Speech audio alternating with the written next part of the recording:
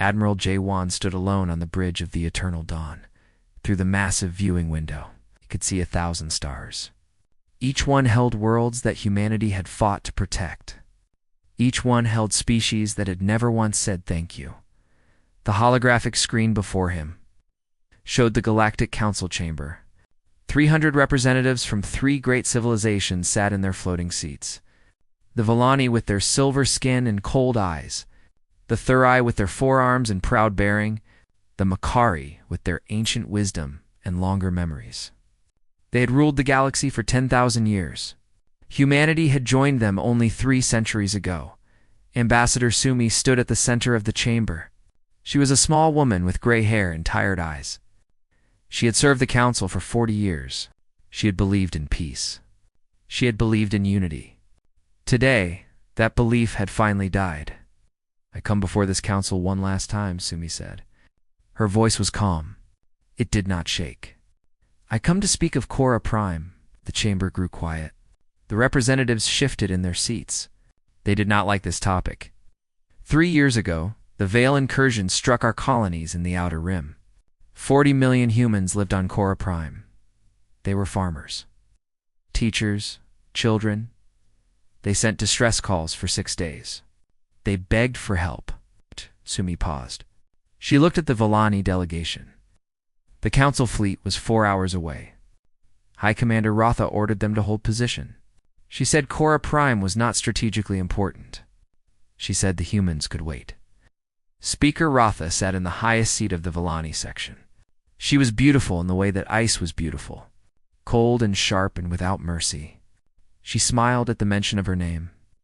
By the time the fleet arrived, Sumi continued, there was nothing left. 40 million dead. We found the bodies of children still holding their emergency beacons. They died waiting for help that never came. The Rai representative raised his hand. This matter has been reviewed. The tactical decision was sound. Resources were limited. Resources were limited, Sumi repeated. And yet 2 weeks later, the council sent 18 battleships to protect a Villani mining station with a crew of 200. The station was attacked by 3 raider vessels. 3. The chamber erupted in angry voices. Speaker Rotha raised her hand for silence. Ambassador, you forget your place.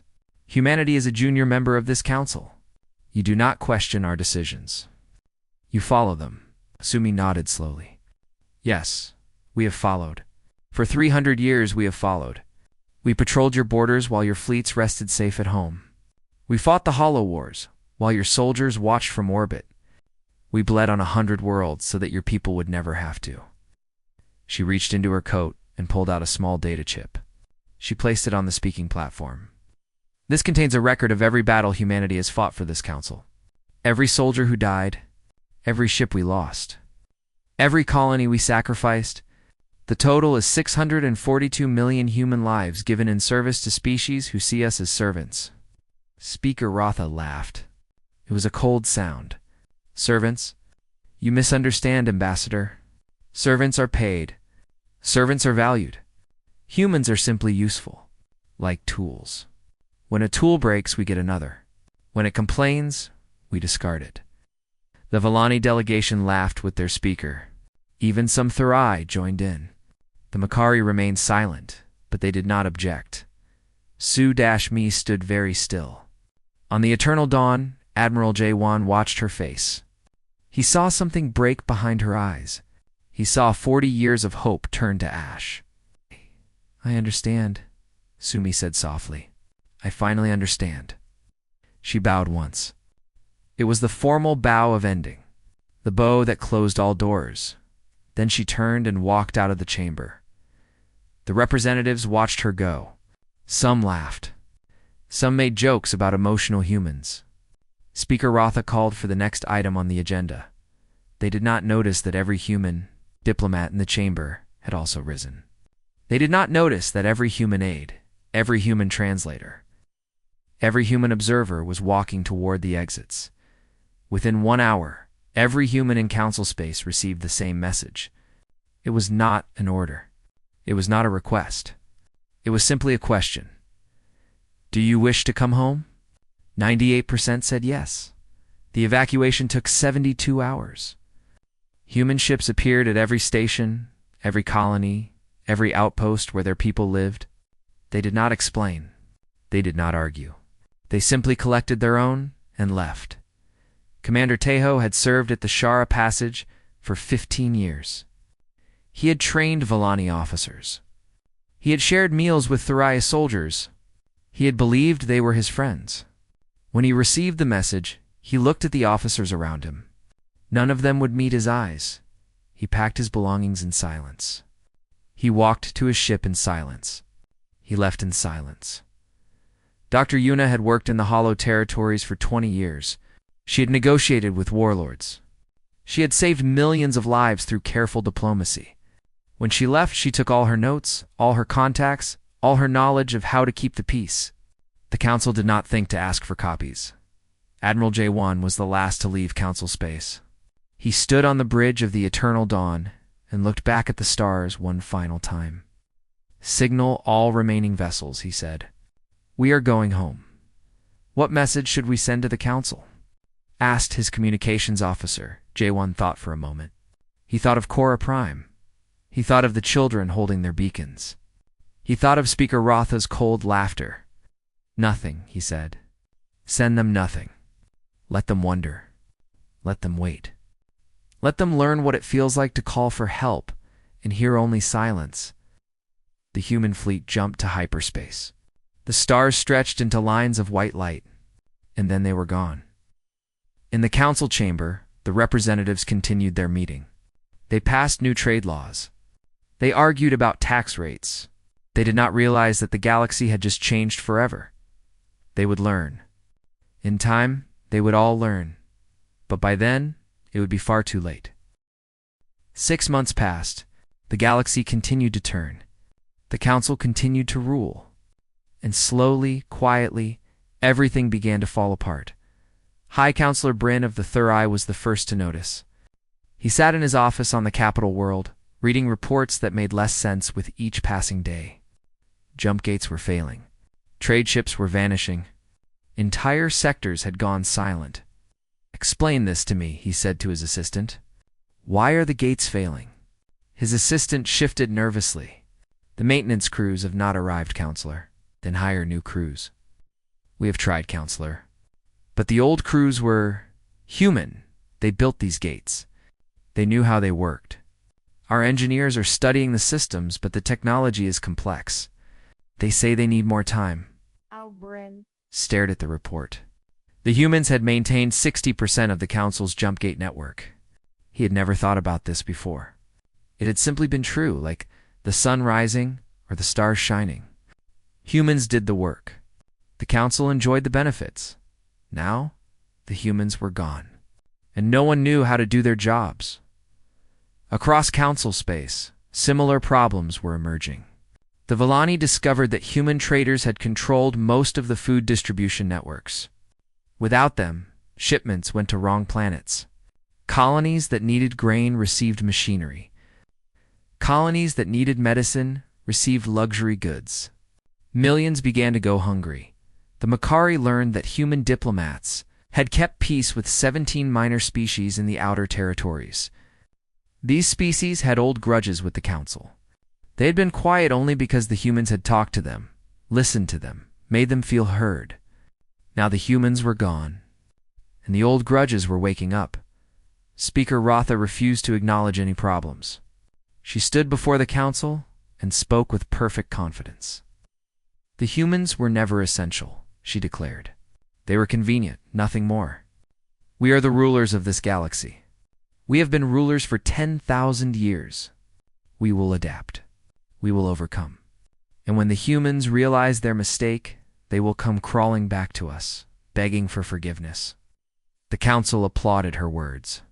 They wanted to believe her. They needed to believe her, but the problems kept growing. 3 months later, the Hollow Territories erupted. The Hollow was a lawless region at the edge of known space.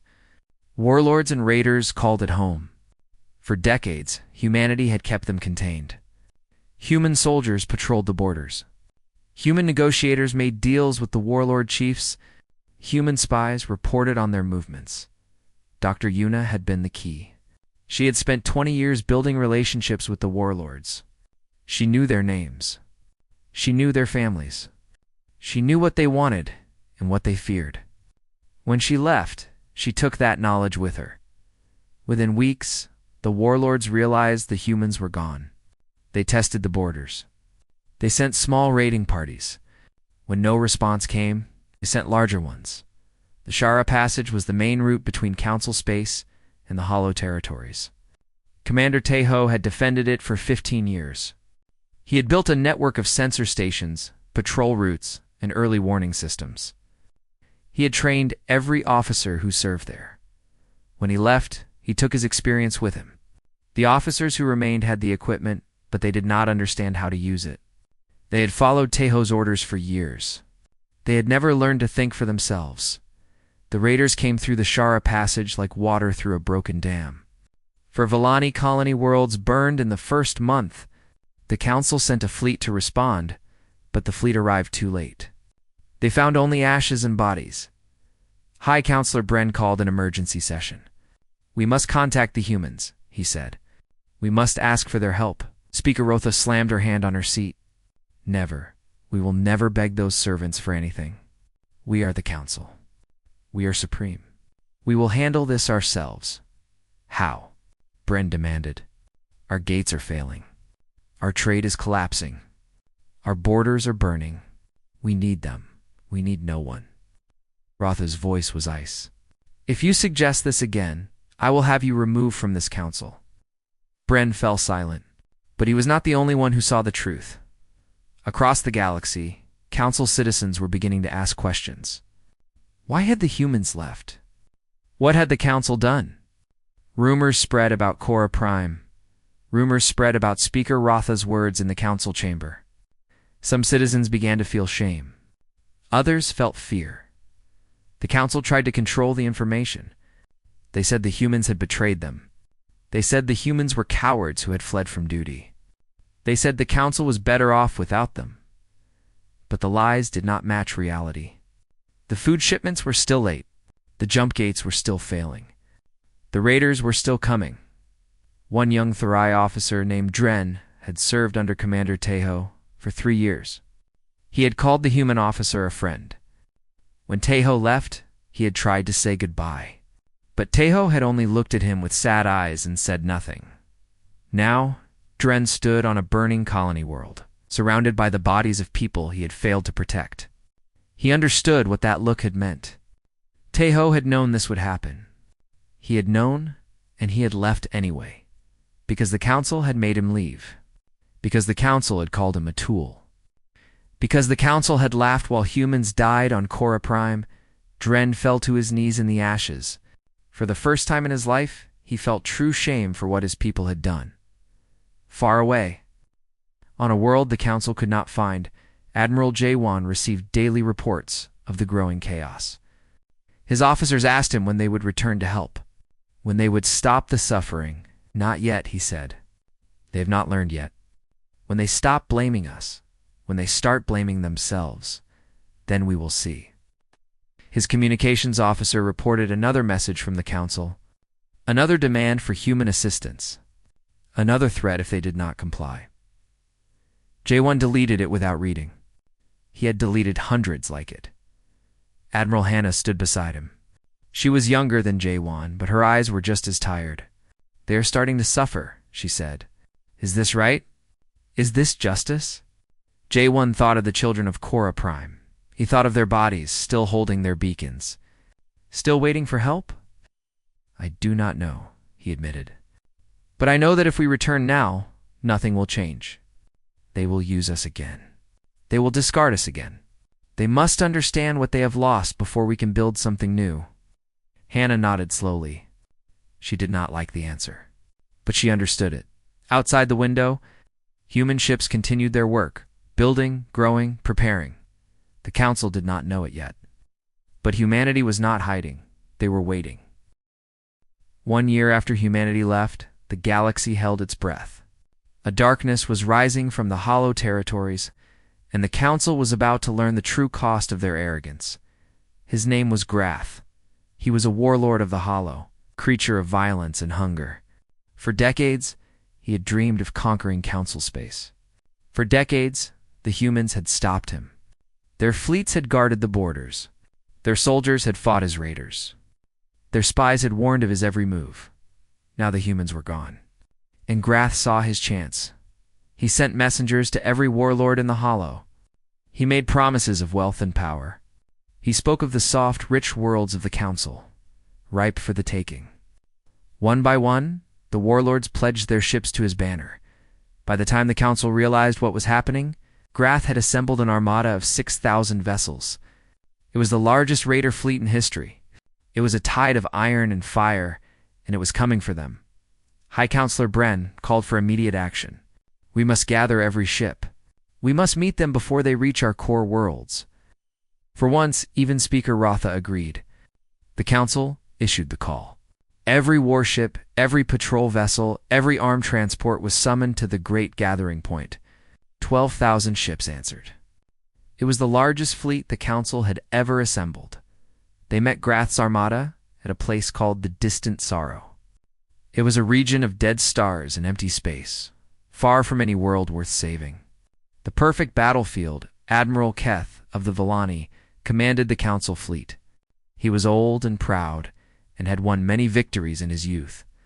But those victories had been won with human tactics, human strategies, human commanders at his side.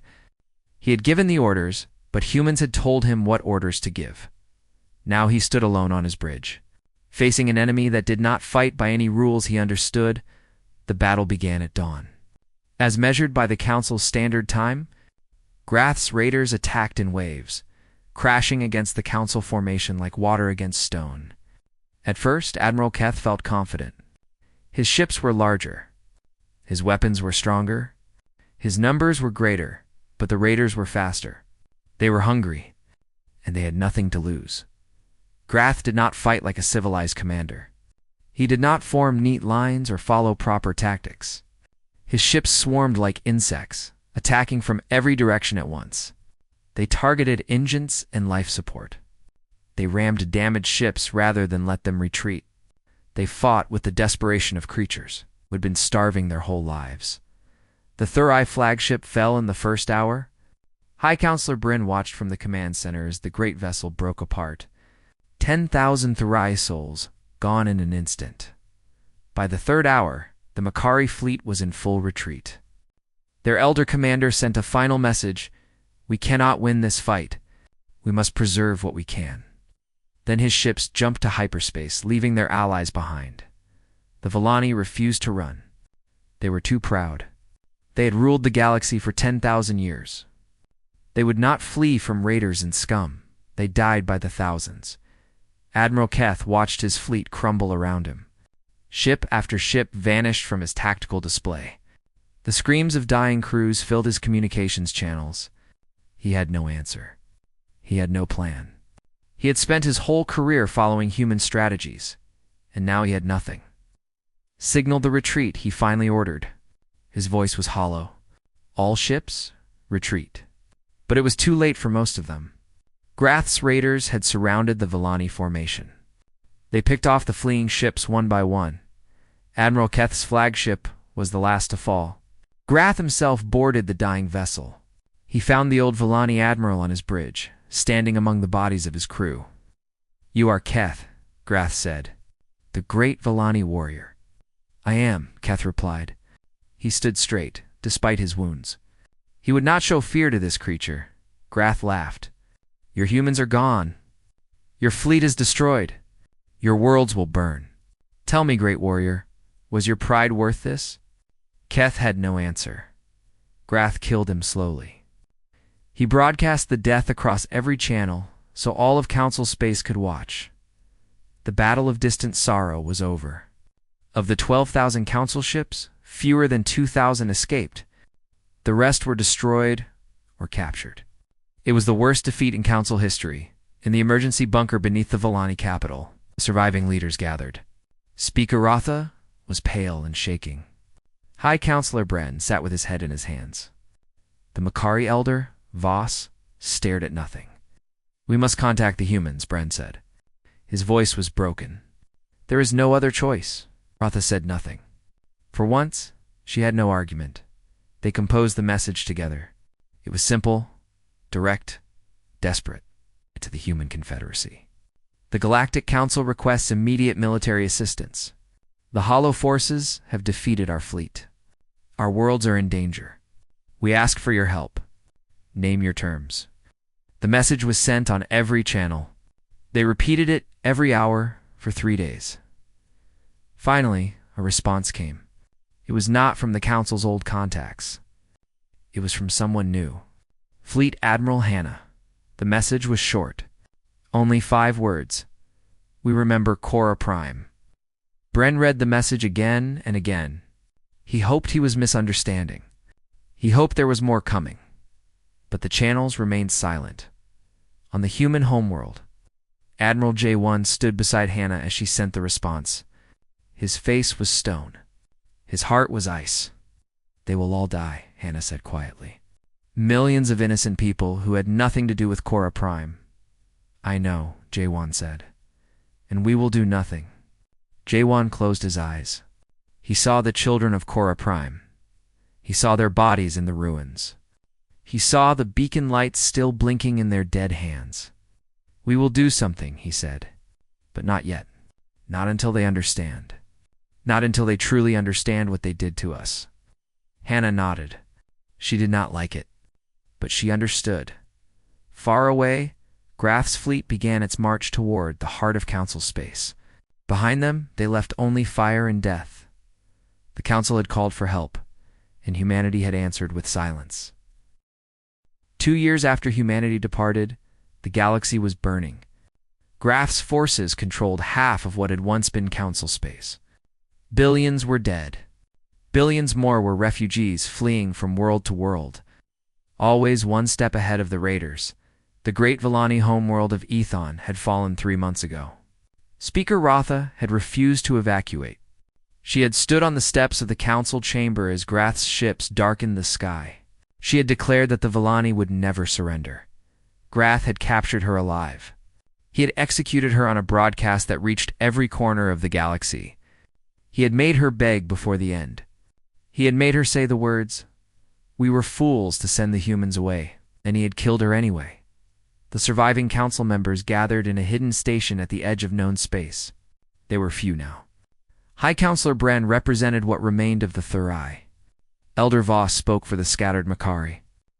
A young Villani noble named Sira had inherited leadership of her broken people. They sat in a cold room and faced the truth they had avoided for 2 years. "We must go to Earth," Elder Voss said. His voice was heavy with age and shame. "Not as rulers. Not as equals. As beggars, they will turn us away," Sira said. "After what we did to them, after what Speaker Rotha said." "Perhaps," Voss agreed. "But if we do not try, our peoples will die. All of them. Every Villani, every Thurai, every Makari.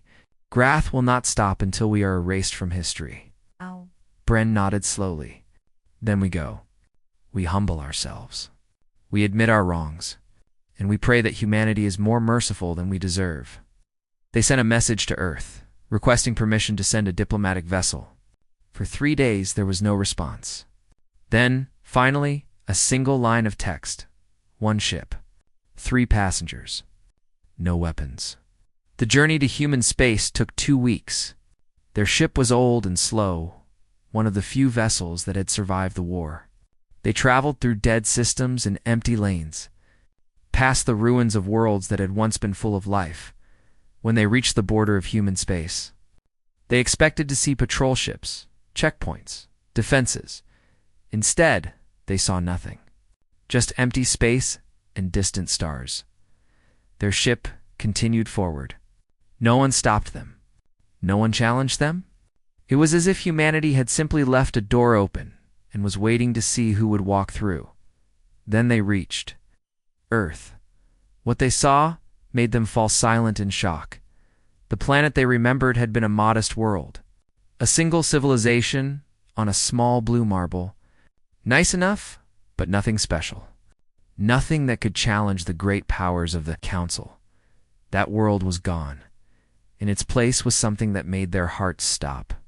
Earth was now a fortress. Massive orbital stations circled the planet, each one larger than any ship the council had ever built. Defense platforms bristled with weapons that the delegation could not even identify. And everywhere, there were ships. Human ships. Thousands of them. "This is impossible," Sira whispered. "They were servants. They were tools." "How?" "They were never servants," Voss said quietly.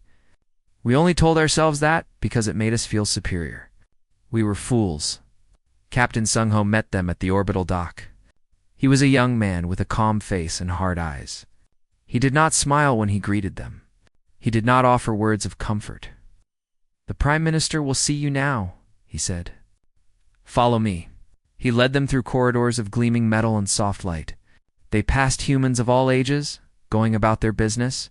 Some looked at the aliens with curiosity. Others looked with cold anger. Most simply looked through them, as if they were not worth noticing. The delegation was taken to a great hall at the center of the station. At the far end sat a single chair. In that chair sat a woman. Prime Minister Nari was young by council standards. Barely 60 years old, she had sharp eyes and a sharper mind. She had risen to power in the years after the departure, leading her people through the greatest transformation in human history. She did not stand when the delegation entered. She did not offer them seats. She simply watched them approach with eyes that held no warmth. "You wish to speak with me?" she said. "Speak." High Counselor Bren stepped forward. His hands were shaking. "Prime Minister, we come to ask for your help. The Hollow Forces have destroyed our fleets. They have taken our worlds. They are killing our people by the millions. We cannot stop them. Only you can." Nari was silent for a long moment. "I see," she finally said. "And why should we help you?" "Because innocent people are dying," Sira said. Her voice cracked with emotion. "Children, families, people who never harmed anyone. Like the children of Korra Prime?" Nari asked. Her voice was soft, but it cut like a blade. "Like the families who died while your fleets waited 4 hours away? Like the 40 million innocent people who called for help and received only silence?" The delegation had no answer. Nari stood and walked toward them. She was not tall, but in that moment, she seemed to tower over them. "You laughed when we buried our dead," she said. "Your speaker called us tools. Your council sanctioned our medicine while your products flooded our markets. You took our soldiers, our engineers, our diplomats, and you gave us nothing but contempt in return." Elder Voss lowered his head. "We were wrong," he said. "We were cruel and blind and foolish. There is no excuse for what we did. There is only the truth, and the truth is that we need you. We are begging you, please." Nari studied the old Makari for a long moment. Something flickered in her eyes. Not forgiveness, not yet, but perhaps the beginning of something else. "You are asking us to save the same civilizations that would have let us die," she said. "You are asking us to fight for people who saw us as less than equal." "Yes," Voss said simply. "That is exactly what we are asking." Nari turned and walked back to her chair. She sat down and looked at the delegation with those hard, measuring eyes. "Then you will pay a price," she said.